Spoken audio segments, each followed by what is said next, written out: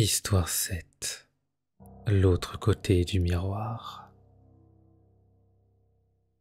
Au marché aux puces, Julie tomba sur un vieux miroir poussiéreux, encadré par un bois gravé de symboles qu'elle ne reconnaissait pas. L'antiquaire lui fit un prix dérisoire, comme s'il voulait s'en débarrasser. Elle l'acheta sans hésiter, attirée par son aura étrange. Une fois chez elle, elle installa le miroir dans sa chambre. La surface, malgré sa poussière initiale, semblait renvoyer un reflet plus clair que les autres miroirs. Julie crut même apercevoir un mouvement furtif derrière elle en s'y regardant. Cette nuit-là, elle se réveilla en sursaut. Un bruit sourd venait de sa chambre. En allumant la lumière, elle vit que le miroir était légèrement incliné, comme si quelqu'un l'avait bougé. Elle le remit en place, persuadée que c'était un courant d'air. Le lendemain, en se préparant devant le miroir, elle remarqua un détail troublant. Son reflet ne suivait pas exactement ses gestes. Il clignait des yeux une seconde trop tard ou tournait la tête avant elle. Julie tenta d'ignorer le phénomène, mais chaque jour, le miroir semblait devenir plus vivant. Un soir, alors qu'elle éteignait la lumière, elle remarqua que son reflet restait éclairé, comme baigné dans une lueur irréelle. Lorsqu'elle s'approcha pour mieux voir, son reflet sourit, un sourire étrange et tordu qu'elle ne faisait pas.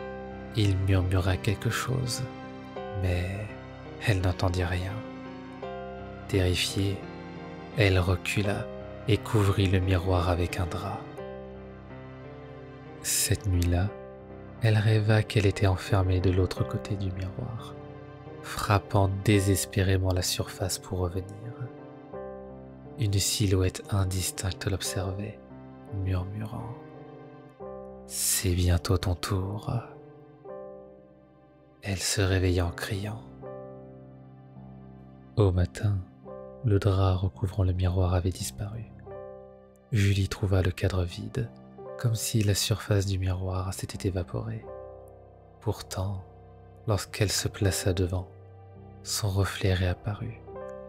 Mais ce n'était plus elle. La chose dans le miroir semblait l'observer avec curiosité, comme un animal face à sa proie. Elle se mit à gratter la surface de l'autre côté, produisant un bruit insoutenable. Julie recula, horrifiée, alors que la surface devenait de plus en plus fine, presque comme une membrane. Cette nuit-là, elle entendit des bruits venant de sa chambre, des coups sourds et des chuchotements. Lorsqu'elle alluma, le miroir était redevenu normal, mais à chaque fois qu'elle regardait dedans, elle sentait que quelque chose l'attendait patiemment. Julie tenta de se débarrasser du miroir, mais chaque fois qu'elle le laissait dehors ou dans une poubelle, il réapparaissait dans sa chambre. La chose à l'intérieur semblait plus proche à chaque fois, son sourire s'élargissant de manière grotesque. Un matin, elle ne se réveilla pas dans son lit. Elle était derrière le miroir, frappant désespérément la surface, criant à son reflet qui vivait maintenant sa vie à sa place. De l'autre côté, la silhouette riait, prête à accueillir la prochaine victime.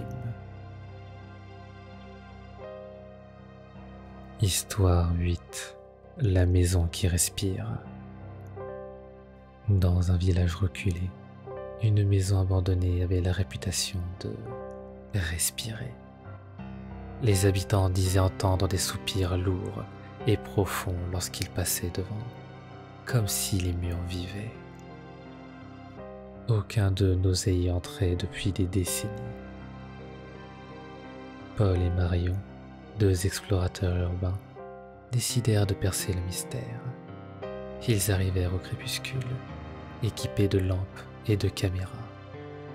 Dès qu'ils s'approchèrent, ils sentirent une étrange pression dans l'air, comme si quelque chose les observait. La porte grinça en s'ouvrant, dévoilant un intérieur poussiéreux et envahi par la végétation. À chaque pas, un léger bruit ressemblant à une inspiration semblait émaner des murs. Mais ils se convinrent que ce n'était qu'un courant d'air. Dans le salon, ils découvrirent d'étranges motifs gravés dans le bois du parquet, formant des spirales qui convergeaient vers un point central. Paul s'agenouilla pour les examiner de plus près, mais dès qu'il toucha l'un des motifs, un souffle glacé parcourut la pièce. Marion entendit alors un bruit derrière elle, comme un râle profond. En se retournant, elle vit une fissure s'élargir dans le mur, comme une bouche béante. De cette ouverture s'échappait un son qui ressemblait à un battement de cœur. Ils décidèrent d'explorer l'étage, malgré une tension croissante. Chaque marche qu'ils gravissaient semblait émettre un soupir, comme si la maison elle-même ressentait leur présence.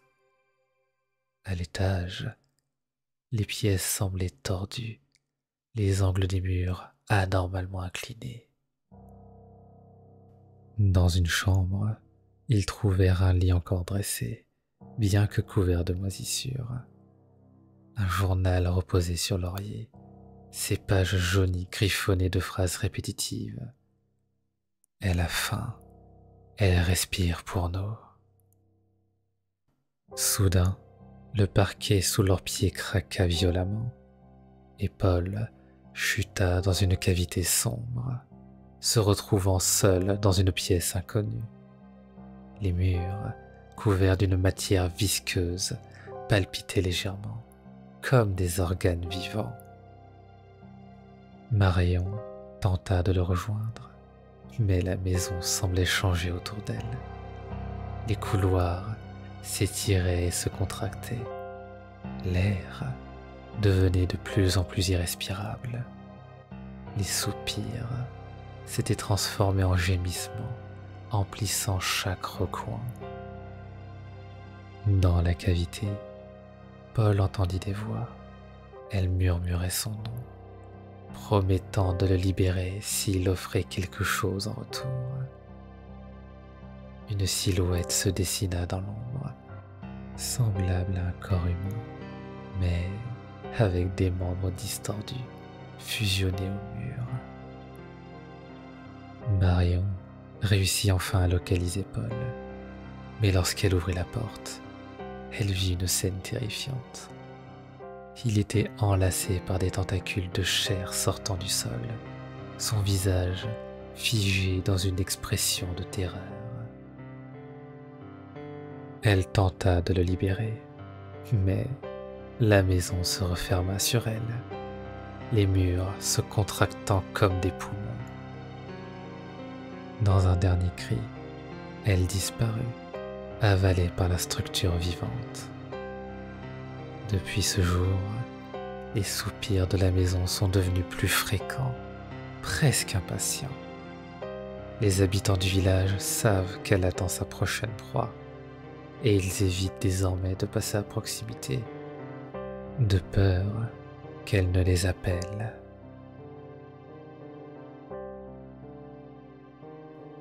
Histoire 9. Les lanternes du lac. Au bord d'un lac isolé, une vieille tradition avait disparu avec le temps. Chaque automne, on disait que les lanternes apparaissaient sur l'eau, flottant silencieusement à la surface. Mais les anciens avertissaient. ne suivaient jamais leur lumière. Hugo, en quête de légendes locales pour son blog, décida d'y passer une nuit pour vérifier par lui-même. Le lac était calme, entouré de forêts denses et sombres. À minuit, une brume épaisse s'éleva et les premières lanternes apparurent. Elles étaient d'un orange brillant, vacillant doucement, comme des âmes vivantes. Fasciné, Hugo sortit son appareil pour les filmer. Mais, à travers l'objectif, il remarqua quelque chose d'étrange. Les lanternes semblaient se rapprocher, bien qu'ils n'aient pas bougé. Bientôt, elles formèrent une ligne parfaite, guidant son regard vers une petite barque abandonnée sur le rivage. Comme sous un charme, Hugo grimpa dedans et poussa l'embarcation vers l'eau, sans se poser de questions. Les lanternes semblaient danser autour de lui, illuminant la surface du lac. Mais, en regardant de plus près, il remarqua des silhouettes sombres se refléter sous chaque lumière. Elles avaient des formes humanoïdes, mais leurs membres semblaient disproportionnés, presque arachnéens. Le vent se leva et des murmures s'élevèrent, portés par les ondulations de l'eau. Les voix étaient indistinctes, mais une phrase revenait sans cesse. Rejoins-nous. Rejoins-nous. Hugo sentit un point visible l'attirer vers le bord de la barque. Sous la surface du lac, il distingua des visages pâles et tordus qui semblaient le fixer. Leurs bouches s'ouvraient et se fermaient, aspirant l'air comme des noyés. Terrifié, il tenta de ramer vers le rivage, mais la barque ne bougeait pas. Une lanterne s'éleva lentement, comme portée par une main invisible, et flotta jusqu'à lui. Lorsqu'elle s'arrêta juste devant son visage, la lumière vacilla, dévoilant un œil humain au centre de la flamme. Hugo cria et perdit l'équilibre. Il tomba dans l'eau glacée. Tout devint silencieux. Sous l'eau, les visages qu'il avait vus plus tôt étaient maintenant tout autour de lui. Ils murmuraient, tendant des bras griffus pour l'agripper, leurs yeux vides, brûlant comme des braises. Dans un dernier effort désespéré, Hugo remonta à la surface et parvint à rejoindre la rive en rampant. Les lanternes s'éteignirent instantanément et le lac redevint silencieux, comme si rien ne s'était passé. Depuis cette nuit, Hugo n'a jamais été le même. Ses nuits sont hantées par des rêves de lanternes et de visages sous l'eau. Parfois, lorsqu'il regarde son reflet dans un miroir, il voit des flammes danser au fond de ses yeux. Et à chaque automne, il entend les murmures revenir, même loin du lac. Les lanternes n'oublient jamais ceux qui les ont suivis. Elles attendent patiemment qu'ils reviennent pour compléter leur collection sous les eaux.